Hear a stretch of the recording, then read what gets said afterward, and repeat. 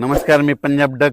तर सोलापूर जिल्हा, सांगली जिल्हा, आटपाडी हे पंढरपूर आणि लातूर धाराशिव त्या जिल्ह्यातल्या शेतकऱ्याला सांगू इच्छितो की आज 27-28च्या दरम्यान म्हणजे ह्या 3 दिवसामध्ये तुमच्याकडे पाऊस येणार आहे म्हणून हा अंदाज लक्षात यायचा. तर त्याच्यानंतर म्हणजे हे पाऊस काय होईल हे तुम्हाला 2-3 दिवस पडेल. त्याच्यानंतर मग थोडा रिमझिम स्वरूपाचा असा काही येत राहील म्हणून तुम्ही अंदाज लक्षात यायचा. पण राज्यात मात्र 1 जुलैपासून ते म्हणजे जुलैच्या पहिल्या आठवड्यात मात्र राज्यात काय काय ठिकाणी धुमाकूळ पाऊस घालणार आहे, जोरदार पाऊस पडणार आहे. त्याच्यामुळे सर्वप्रथम मुंबईकर, पुणेकर, अकोले, अहिल्यानगर, संगमनेर, ओझर ह्या पट्ट्यातल्या नाशिक, नंदुरबार, धुळे, जळगाव ह्या शेतकऱ्यांनी काळजी घेण्याची गरज आहे.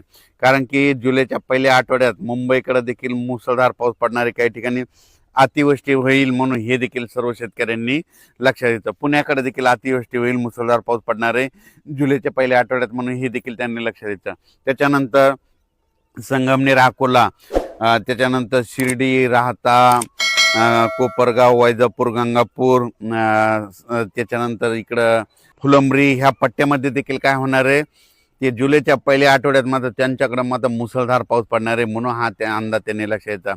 नंदुरबार जिल्ह्यातले शेतकऱ्याचे फोन आले, नंदुरबार, धुळे जिल्हा, तर की आमच्या भागामध्ये काही जिल्ह्यात पाऊस पडला आणि काहीकडे राहायचं. तर नंदुरबार, धुळे आणि उत्तर महाराष्ट्रातल्या शेतकऱ्याला तुम्हाला एक सांगू इच्छितो, तुमच्याकडं पाऊस लेट येणार आहे पण तुमचं मात्र चांगलंच करून जाणार आहे.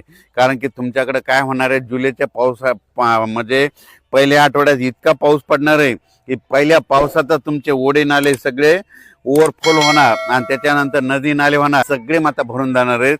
म्हणून हे अंदाज उत्तर महाराष्ट्रातल्या नंदुरबार जिल्हा, धुळे जिल्हा, जळगाव जिल्हा, नाशिक जिल्हा, दिंडोरी ह्या परिसरातील लोकांनी, त्याच्यानंतर गुजरातच्या बॉर्डरच्या कडेच्या शेतकऱ्यांनी हा अंदाज लक्षात. तुमच्याकडे पाऊस येणार आहे, थोडा सगळ्यापेक्षा उशीर येणार पण मात्र तुमचं चांगला हे करून देणार आहे, तुमची पाण्याची टेबलच वाढवून देणार आहे म्हणून हा तुमच्यासाठी आनंदाची बातमी. त्याच्यानंतर मराठवाड्याच्या शेतकऱ्याला सांगू इच्छितो, मराठवाड्यामध्ये परभणी जिल्हा, बीड जिल्हा, लातूर जिल्हा, हिंगोली जिल्हा, नांदेड जिल्हा, संभाजीनगर आणि जालना जिल्हा, मराठवाड्यात आज देखील रात्रीच्याला पाऊस आहे. म्हणजे 27 पासून ते 8 तारखेपर्यंत मराठवाड्यात दररोज वेगवेगळ्या भागात, वेगवेगळ्या गावात, वेगवेगळ्या तालुक्यात असा दररोज वेगवेगळा भाग पकडत असा पाऊस पडणार आहे. म्हणून मराठवाड्यातल्या शेतकऱ्यांनी हे अंदाज लक्षात द्यायचा. जमिनीमध्ये ओल असेल तर तुम्ही तुमचं पेरून टाकायचं, नसता मग काय होईल की तुम्हाला 10 जुलै नंतरच पेरणी करायला वेळ भेटेल. कारण की हे आता मी सांगू शकतो, मी माझ्या शेतात ते 4 दिवस झालं वापसाच होत नाही, आम्हाला पेरायचं आहे पण पेरणी करताच येईल. म्हणून शेतकऱ्यांना ज्यांच्याकडे ईदभर ओल आहे त्याने पेरणी करून टाकायची मराठवाड्यातल्या शेतकऱ्यांनी. विदर्भातल्या शेतकऱ्याला सांगू इच्छितो, विदर्भामध्ये आज देखील 27 पासून ते 8 जुलैपर्यंत चांगला दररोज वेगवेगळ्या भागात जोराचा पाऊस पडणार आहे. ज्या भागात वंचित राहिला त्या भागात देखील ह्या 8 ते 10 दिवसात पडून जाणार आहे. म्हणून ज्यांची पेरणी ईदभर ओल असेल ते विदर्भातल्या वर्धा जिल्हा, नागपूर जिल्हा, भंडारा जिल्हा, यवतमाळ जिल्हा, वाशिम जिल्हा, हिंगोली जिल्हा, अकोला जिल्हा, अमरावती जिल्हा, बुलढाणा जिल्हा, त्या शेतकऱ्यांनी काय करायचं, जमिनीत ओल झाली तर तुम्ही तुमची पेरणीची काळजी करून टाकण्यात काही हरकत नाही म्हणून हेच देखील विदर्भातल्या शेतकऱ्यांनी लक्षात द्यायचं. पण राज्यात सांगायचं झालं तर म्हणजे 1 जुलै ते 8 जुलैच्या दरम्यान मी म्हणलं होतं ना, जुलैमध्ये पहिल्या आठवड्यात राज्यात पाऊस खूप पडणार आहे. मग सगळ्यात जास्त पाऊस मुंबईकडे पडणार आहे, पुण्याकडे पडणार आहे, संगमनेर, अकोला, ओझर, विघ्नर कारखान्याच्या परिसरामध्ये मुसळधार, अतिमुसळधार पाऊस पडणार आहे.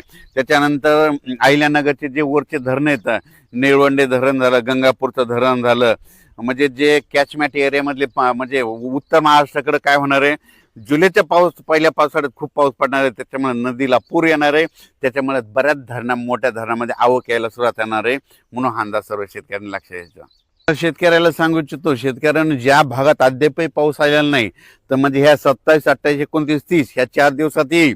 पण त्याच्यामधून जर काही गावावर जर उरले तर 1 जुलै ते 8 जुलैमध्ये पाऊस पडणार आहे, त्या शेतकऱ्याची पेरणी होणार आहे. म्हणून शेतकऱ्यांनी घाबरून न जाता हे अंदाज लक्षात द्यायचा. आणि त्याच्यानंतर सोलापूर जिल्ह्यासाठी धाराशिव, लातूर आणि सांगली, बारामती ह्या पट्ट्यातल्या शेतकऱ्याला सांगू इच्छितो, तुमच्याकडं आज म्हणजे 27 तारखेला आज बऱ्याच भागात पाऊस पडणार आहे. पण 28, 29, 30च्या दरम्यान पुन्हा काय होणार आहे, आणखीन थोडा भाग कव्हर करणार आहे. पण त्याच्यानंतर काय होईल, नंतर 1 जुलै ते त्याच्यामध्ये सर येत राहतील. तुमच्याकडे जर ईदभर ओल झाले तर तुम्ही तुमचा पेरणीचा निर्णय घेऊ शकता.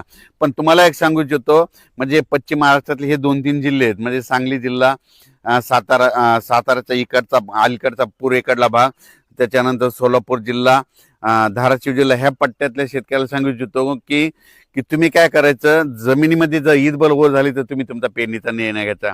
तुमच्याकडे थोडं पावसाचं झुकतं माप कमी राहणार आहे, पण जास्त पाऊस मात्र उत्तर महाराष्ट्राकडे पडणार आहे. उत्तर कसं असतंय, राज्यातल्या एका भागात जर पाऊस पडायला लागला तर एक भाग थोडा कमी राहतंय, म्हणून हे देखील त्या शेतकऱ्यांनी लक्ष द्यायचं.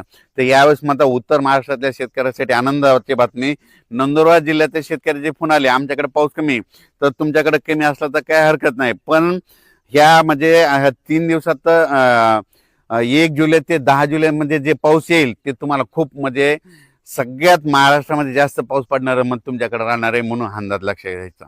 धन्यवाद.